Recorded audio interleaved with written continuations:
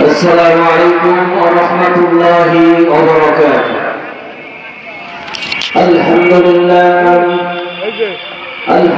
لله نحمده ونستعينه ونستغفره ونعوذ بالله من شرور أنفسنا ومن سيئات أعمالنا. من يهده الله فلا مضل له ومن يضلل فلا هادي له.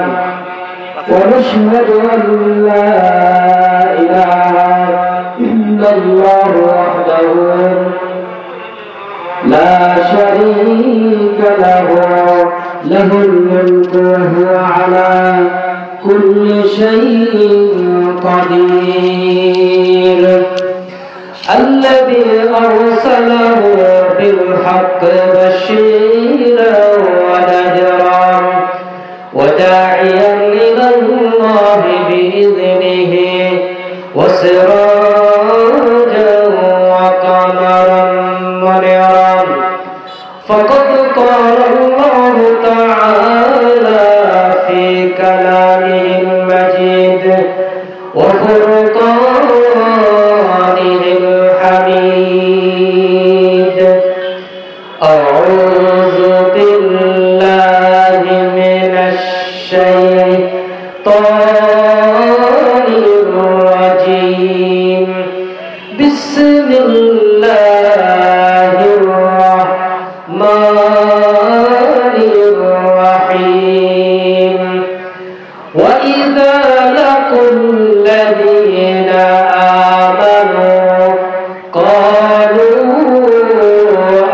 آمنا وإذا خلوا إلى شياطينهم قالوا إنا معكم إنما نحن مستهزئون. وقال رسول الله صلى الله عليه وسلم تقوى الله رأس كل حكمة أو كما قال عليه الصلاة والسلام. اللهم صل على محمد وعلى آل محمد كما صليت على إبراهيم وعلى آل إبراهيم إنك حميد مجيد. اللهم بارك على محمد وعلى آل محمد كما باركت على إبراهيم وعلى آل إبراهيم إنك حميد مجيد. ঐতিহ্যবাহী কাউলাবেড়া স্কুল ময়দানে চরমনায় পীর সাহেব হুজুর মাহফিলের সম্মানিত সভাপতি বিশিষ্ট আলেম দ্বীন হযরত মাওলানা কারি আব্দুল আজিজ ফকির দামাত বরকাতুল আলিয়া, মঞ্চের উষ্ট হযরত উলামায়ে কেরাম, আমার সামনে উষ্ট ইসলাম প্রিয় কোরআন প্রেমিক বন্ধুগণ, পর্দার আড়ালের মা ও বোনেরা, আলোচনা শুরুতে আল্লাহ রাব্বুল আলামিনের দরবারে লাখো কোটি শুকরিয়া যে আল্লাহ রাব্বুল আলামিন আজকের সুন্দর একটি পরিবেশে মহতী অনুষ্ঠানে বরকতময় কোরআনের মাহফিলে আল্লাহর ওলির মাহফিলে আসার এবং বসার তৌফিক এনায়েত করেছেন। এজন্য আমরা আকাশ এবং জমিনের মালিক আরশ আজিমের মালিক আল্লাহ রাব্বুল আলামিনের দরবারে উচ্চ আওয়াজ দিয়ে কালিমাতুশ শুকর আদায় করছি, আলহামদুলিল্লাহ। রব্বানা লাকাল হামদ হামদান কাসীরান তাইয়িবান মুবারাকান ফীহি ইয়া রাব্বি লাকাল হামদু কামা ইয়ানবাগি লিজালালি ওয়াজহিক ওয়া আযীমি সুলতানিক। সম্মানিত ভাইসব কোরআন প্রেমিক বন্ধুগণ, আল্লাহ পাক আজকের এই মাহফিলে আসার এবং বসার তৌফিক এনায়েত করেছেন। এজন্য আমরা খুশি না বেজার? আলহামদুলিল্লাহ, উচ্চ আওয়াজ দিয়ে বলে আলহামদুলিল্লাহ।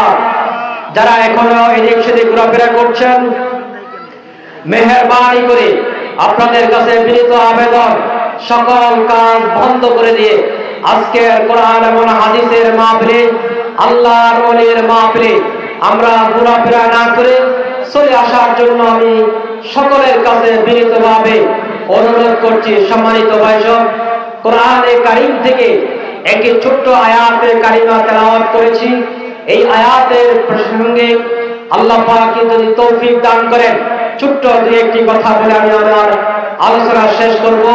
বিতৌফিকি আজিজিল আল্লাহ ওয়া মা তৌফিকি ইল্লা বিল্লাহ আলাইহি তাওয়াক্কালতু ওয়া ইলাইহি উনীব। সম্মানিত ভাইসব, আমাদের সমাজে মানুষ তিন ধরনের। কিছু মানুষ আছে আল্লাহকে বিশ্বাস করে, কিছু মানুষ আছে আল্লাহকে বিশ্বাস করে, নবী রাসূলদেরকে বিশ্বাস করে, তাকদীর তাকদীর হাসর নাসর আখিরাত বিশ্বাস করে, কবরে প্রশ্নের সওয়াল জবাব প্রশ্ন করে সব কিছু বিশ্বাস করে।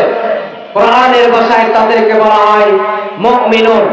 আরেকটা দল আছে যারা এইসব কিছু বিশ্বাস করে না, আল্লাহকে বিশ্বাস করে না, নবী রাসূলদেরকে বিশ্বাস করে না, তাকদীর তাকদীর বিশ্বাস করে না, আখিরাত বিশ্বাস করে না, কবর বিশ্বাস করে না, পরকাল বিশ্বাস করে না, হাসর নাসর ফুলসিরাত কিছুই বিশ্বাস করে না। কোরআনের ভাষায় তাদেরকে বলা হয় কাফিরুন। এই দুই দলের মাঝখানে আরেকটি দল আছে, যারা এই দলটি মুসলমানদের মধ্যে অবস্থিত। কোরআনের ভাষায় তাদেরকে বলা হয় মুনাফিকুন। তাদের কাজ কি? তাদের কাজ হচ্ছে ইজহারুল ইসলাম বিল কলব, ইজহারুল ইসলাম বিল লিসান ওয়া কিতমানুল কুফরি বিল কলব। যারা মুখে ইসলামের কথা প্রকাশ করে আর অন্তরে তা লালন করে না, অন্তরে লালন করে কুফরি মতবাদ। এইরকম বৈশিষ্ট্যের লোকদেরকে কোরআনের ভাষায় বলা হয়েছে মুনাফিকুন। ইসলামের, কোরআনের মুসলমানদের জন্য কাফেররা যতটুকু ভয়ঙ্কর তার চেয়ে বেশি ভয়ঙ্কর কোরআনের ভাষায় মুনাফিকদেরকে চিহ্নিত করা হয়েছে। মুনাফিক, কাফেররা তো আল্লাহকে বিশ্বাস করে না, জান্নাত জাহান্নাম বিশ্বাস করে না।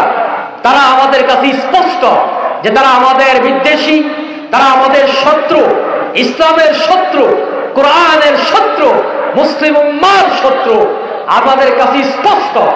কিন্তু যারা মুনাফিক, যারা মুখে ইসলাম প্রকাশ করে কিন্তু অন্তরে তা বিশ্বাস করে না, অন্তরে তা লালন করে না, আমরা কিভাবে বুঝবো তারা আমাদের দলে, তারা আমাদের সাথে বসবাস করে, বাজার ঘাট করে, তারা আমাদের সমাজে বসবাস চলাফেরা করে, তারা আমাদের পিছনে ইক্তেদা করে, মসজিদে নামাজ পড়ে, কিন্তু অন্তরে লালন করে কুফরি মতবাদ, শিরকি মতবাদ। যারা আল্লাহকে বিশ্বাস করে না তাদেরকে তারা বন্ধুরূপে নির্বাচন করে, তারা তাদের সাথে চলাফেরা করে। তারা কোরআনের ভাষায় তাদেরকে বলা হয়েছে মুনাফিক। মুনাফিক ইসলামের জন্য, কোরআনের জন্য সবচেয়ে বেশি ভয়ঙ্কর। আমাদের দেশে, আমাদের এই দেশটা ছিল পূর্ব পাকিস্তান। আমাদের দেশটা ছিল কি বলেন? পূর্ব পাকিস্তান। ভারত পাকিস্তান যুদ্ধ হয়েছিল 1947 সালে। ভারত পাকিস্তান আলাদা হওয়ার পর উপমহাদেশে ভারত উপমহাদেশ, ইন্ডিয়া, তারা তাদের দেশের স্বাধীনতা লাভ করেছে। পাকিস্তান হয়ে গেছে দুইটা ধারায় বিভক্ত, একটা পূর্ব পাকিস্তান, আরেকটা হচ্ছে পশ্চিম পাকিস্তান। পূর্ব পাকিস্তান আমরা এই দেশ বাংলাদেশ। যখন দেখা দিয়েছে পূর্ব পাকিস্তানের উপর পশ্চিম পাকিস্তানের লোকেরা বিভিন্নভাবে নির্যাতন করা শুরু করেছে, 1971 সালে এসে বাঙালি জাতি তাদের কাছে মুক্ত স্বাধীনতা অর্জন করেছে 1971 সালে। কিন্তু আমাদের দেশ 1971 সাল থেকে শুরু করে বর্তমান সময়ের পর্যন্ত আমাদের দেশটা চলছে কি দিয়ে বলেন তো দেখি? আমাদের দেশটা চলেছে ইংরেজদের তৈরি করা মতবাদ দিয়ে। বলেন তো দেখি, আমাদের এই দেশের জাতীয় সংসদ কোরআন দিয়ে চলে? চলে না। আমাদের সুপ্রিম কোর্ট কোরআন দিয়ে চলে না। আমাদের দেশ, আমাদের জাতীয় সংসদ, আমাদের সব কিছু চলে মানব রচিত মতবাদ দিয়ে। ইংরেজরা যে মতবাদ, ইংরেজরা যে সংবিধান আমাদের জন্য তৈরি করে রেখেছেন, এই মতবাদ দিয়ে আমাদের দেশ চলে, আমাদের পার্লামেন্ট চলে, আমাদের সমাজ চলে, আমাদের সকল কাজ তাদের রচিত মতবাদ দিয়ে আমাদের সমাজ, আমাদের অর্থনীতি, আইন নীতি, সমাজনীতি, সমাজতন্ত্র সবকিছু চলে তাদের তৈরি করা মতবাদ দিয়ে, কোরআন দিয়ে চলে না। কোরআন থেকে আমরা অনেক দূরে। তারা আমরা সুরতে আমরা বলি এই দেশে কোরআন দিয়ে শাসন হোক, আমরা বলি কোরআন দিয়ে সংসদ চলো, আমরা বলি কোরআন দিয়ে অর্থনীতি চলো, আমরা বলি কোরআন দিয়ে সমাজ চলো, কিন্তু কোরআনের পক্ষে আমরা রায় দিই না। কোরআনের পক্ষে যারা দাঁড়ায় তাদেরকে আমরা ভোট দিই না। তাহলে বোঝা গেল আমরা মুখে বলে ইসলাম, অন্তরে বিশ্বাস করি, অন্তরে লালন করি কুফরি রাজনীতি করে, কুফরি মতবাদ। যারা সমাজতান্ত্রিক, যারা অর্থনীতি মতবাদে বিশ্বাসী, সমাজতন্ত্র প্রচলিত অর্থনীতি প্রবক্তা, যারা ইংরেজদের তৈরি করা মতবাদ বিশ্বাসী, তাদের সাথে আমরা বন্ধুত্ব স্থাপন করে তাদেরকে আমরা ভোট দিয়ে জাতীয় সংসদে পাঠাই। তারা সেখানে গিয়ে কোরআনের বিরুদ্ধে, আলেম ওলামাদের বিরুদ্ধে অবস্থান নিয়ে আইন তৈরি করে আলেমদের উপর নির্যাতন করা হয়, কোরআনের উপর নির্যাতন করা হয়। কোরআনের যারা বিশ্বাস করে তাদেরকে নির্যাতন করে এই দেশের তাওহীদি মানবতার উপর, জনতার উপর নির্যাতন করে ইসলাম থেকে বিতাড়িত করার জন্য, ইসলাম থেকে দূরে করার জন্য, কোরআন থেকে বিচ্ছিন্ন করার জন্য তারা ষড়যন্ত্র করে। তারা কোরআন নিয়ে যা কথা বলে, কোরআনের কথা বন্ধ করে দিয়েছে, কোরআনের কণ্ঠকে স্তব্ধ করার জন্য বিভিন্নভাবে কারা ষড়যন্ত্র করেছে। সুতরাং তারা কোরআনের দৃষ্টিতে সবচেয়ে ভয়ঙ্কর জাতি মুনাফিক জাতি। এই মুনাফিক কোরআনের ভাষায় সবচেয়ে বেশি ভয়ঙ্কর।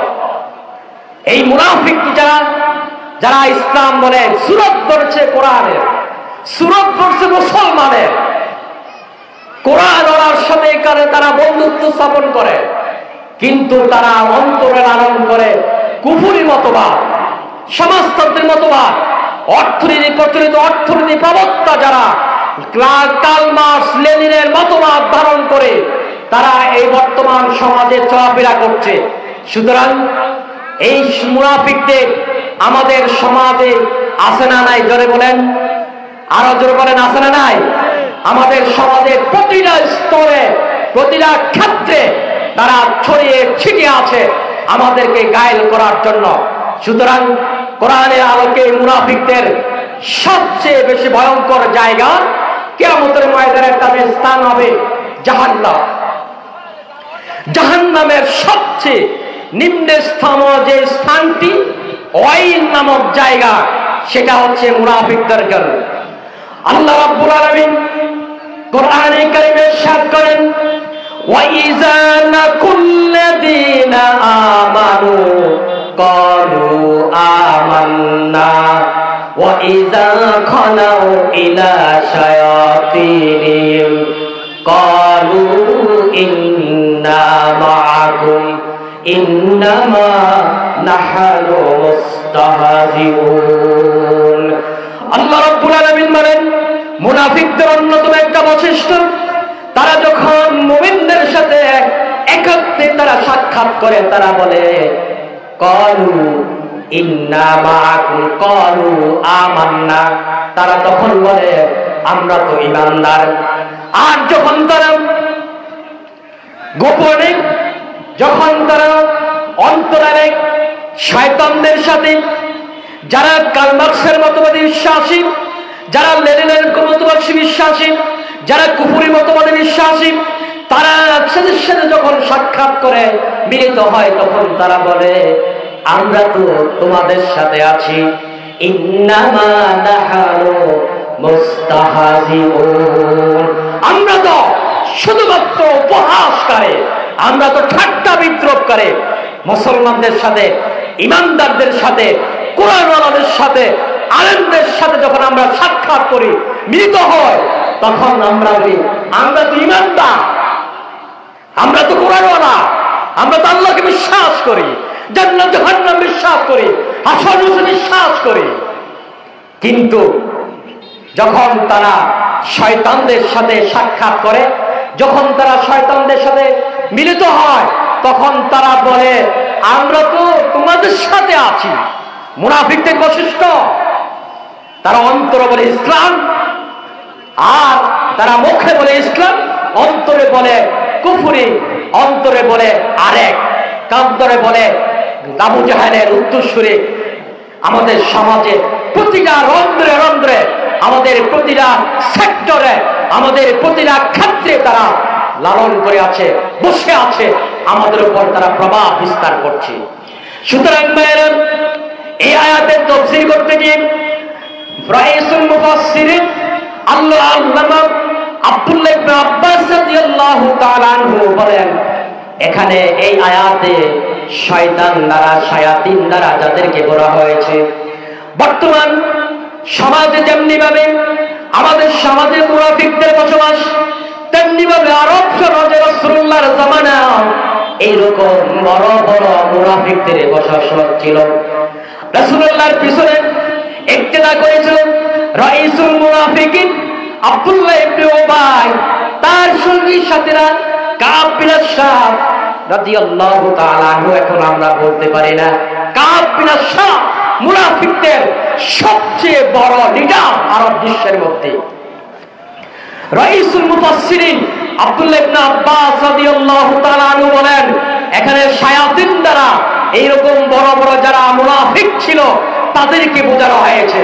আব্দুল্লাহ ইবনে উবাই, কাব বিন আশরাফ এবং যারা ছিল আরব বিশ্বের সবচেয়ে বেশি লালনকারী, সবচেয়ে বেশি ভয়ঙ্কর মুনাফিক, তারা ছিল আরব বিশ্বে বিচরণ করতো। এই ছেলে আরব বিশ্বে রাসূলুল্লাহ সাল্লাল্লাহু আলাইহি সাল্লামের পিছনে ইক্তেদা করেছিল, কিন্তু এদেরকে আল্লাহ রাসূল চিহ্নিত করছেন, এদেরকে আল্লাহ রাসূল জানতেন কারা কারা মুনাফিক।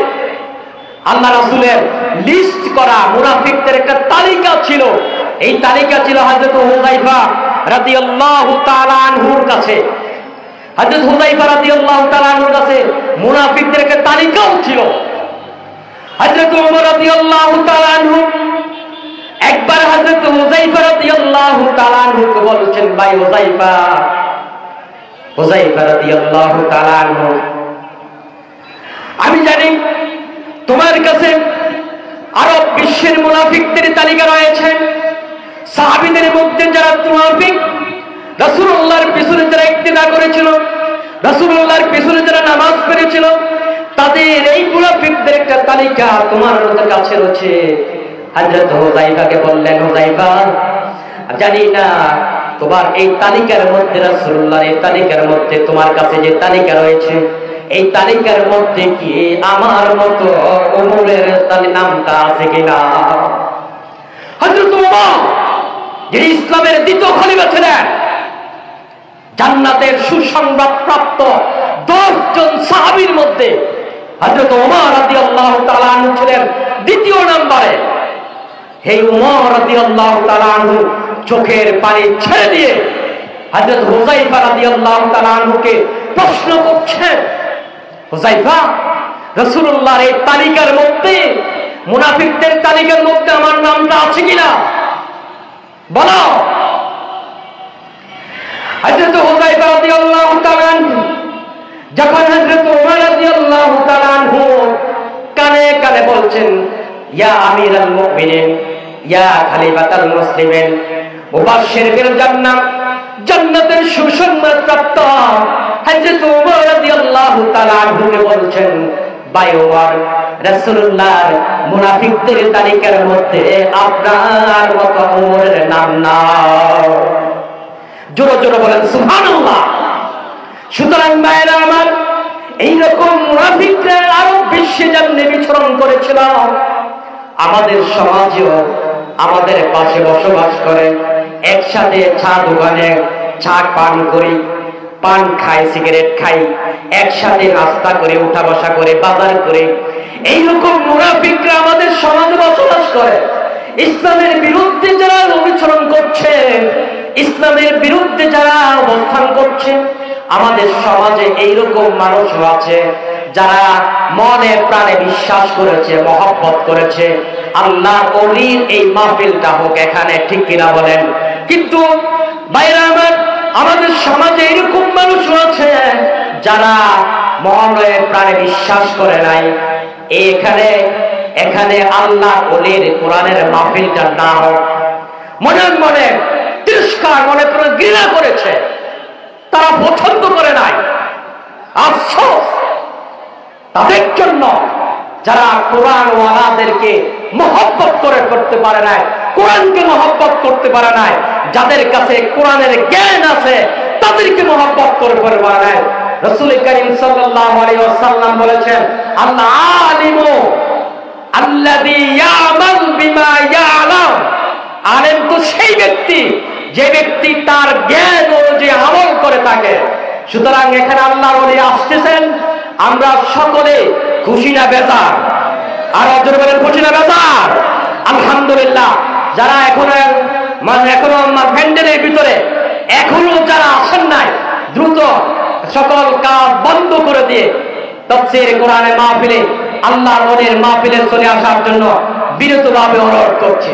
সুতরাং আল্লাহর ওলিদের মাহফিলে যারা আসবে না, আল্লাহর ওলির মাহফিলে, কোরআনের মাহফিলে যারা আসবে না, তাদের কোরআনের দৃষ্টিতে তারা কোন ধরনের, কোন শ্রেণীর মানুষ আমরা আলোচনা থেকে বুঝে নেব ইনশাআল্লাহ। সুতরাং আব্দুল্লাহ ইবনে উবাই যখন ইন্তেকাল করেছিলেন, উবাই তার ছেলে আব্দুল্লাহ যখন রাসূল করিম সাল্লাল্লাহু আলাইহি ওয়াসাল্লামের কাছে গিয়ে বলছেন, ইয়া রাসূলুল্লাহ, আমার আব্বা ইন্তেকাল করেছেন, সুতরাং আমি চাচ্ছি আমার আব্বার জানাজার নামাজটা আপনি পড়াবেন। রাসূল করিম সাল্লাল্লাহু আলাইহি ওয়াসাল্লাম আব্দুল্লাহ ইবনে উবাই সালাতুল জানাজা আদায় করার জন্য তিনি প্রস্তুতি নিচ্ছেন। হযরত ওমর রাদিয়াল্লাহু তাআলা আনহু রাসূলুল্লাহ সাল্লাল্লাহু আলাইহি ওয়াসাল্লামের কানে কানে গিয়ে বলছেন, ইয়া রাসূলুল্লাহ, ইয়া হাবিবাল্লাহ, ইয়া রাসূলুল্লাহ, ইয়া হাবিবাল্লাহ, আব্দুল্লাহ ইবনে উবাই আপনার পিছনে ইক্তেদা করেছে জানি, আপনার মুসল্লি, আপনার অনুসারী, আপনার সাহাবী, কিন্তু ইয়া রাসূলুল্লাহ সেই তো সাইয়্যিদুল মুনাফিকিন, আপনি তো তার সালাতুল জানাজা আদায় করতে পারেন না। রাসূলুল্লাহ সাল্লাল্লাহু আলাইহি ওয়াসাল্লাম হযরত ওমর রাদিয়াল্লাহু তাআলা আনহু পরামর্শ শুনে তিনি চুপ হয়ে গেলেন, কিন্তু মনে মনে কিছু বলছিলেন না। তিনি রওনা করেছেন সালাতুল জানাজা ইমামতি করার জন্য। সাথে সাথে আল্লাহ তাআলা জিবরাইলের মাধ্যমে তিনি কোরআন আয়াত নাযিল করে দিয়েছেন, ওয়ালা তুসাল্লি আলাইহি আবাদা। ইয়া রাসূলুল্লাহ, ইয়া হাবিবাল্লাহ, আপনি তো মুনাফিকদের সর্দারের সালাতুল জানাজা ইমামতি করতে পারেন না। কোরআন আয়াত নাযিল। এরকম মুনাফিকদের হাজার হাজার মুনাফিক আমাদের সমাজে বসবাস করে, ঠিক কিনা বলেন? কিন্তু আমাদের সমাজে তাদের জানাজা হয়। কি কথা বলে, ঠিক কিনা? আমাদের সমাজে তাদের জানাজা হচ্ছে। আফসোস,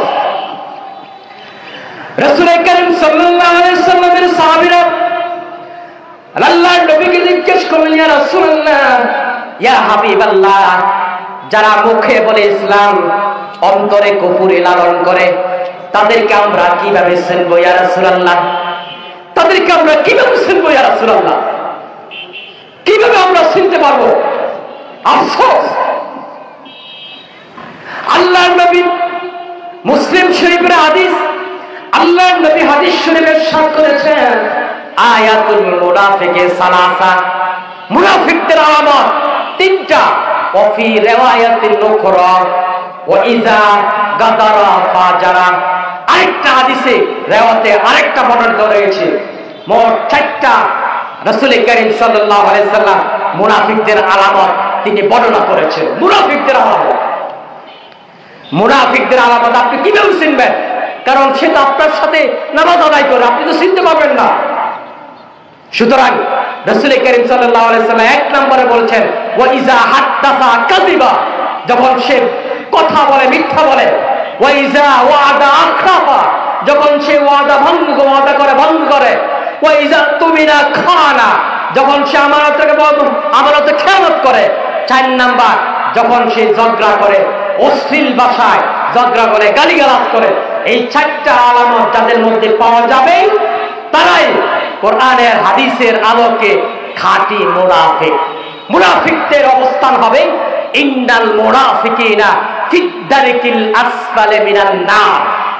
সুতরাং মুনাফিকদের অবস্থান হবে জাহান্নামের সবচেয়ে নিম্ন স্তরে। শেষ কথা বলছি, আমার সময় শেষ। আল্লাহর ওলির মুরিদ যারা আল্লাহর ওলিকে সরওয়ার সাহেবকে পছন্দ করে, মহব্বত করে, কিন্তু ভোটের সময় আরেকজনকে ভোট দেয়। আল্লাহর ওলিকে যারা পছন্দ করে, আল্লাহর ওলিকে যারা মহব্বত করে, তাকে ভোট না দিয়ে আল্লাহর ওলির বিপরীতে যারা দাঁড়ায় তাদেরকে ভোট দেয় ভোটের সময়। এখন বলেন, আমরা কোরআন এবং হাদিসের আলোকে আমরা কোন কাতারে আছি? যারা মুখে বলে ইসলাম, অন্তরে লালন করে আরেক। এখন বলেন, আমরা কোরআনের ভাষায় মুনাফিকদের কাতারে আছি নাকি নাই? আমি আপনাদের বিবেকের কাছে ছেড়ে দিয়ে আমি আমার সংক্ষিপ্ত বক্তব্য এখানে শেষ করছি। ওয়া আখিরু দাওয়ানা আলহামদুলিল্লাহি রাব্বিল আলামিন। আসসালামু আলাইকুম ওয়া রাহমাতুল্লাহি ওয়া বারাকাতুহু।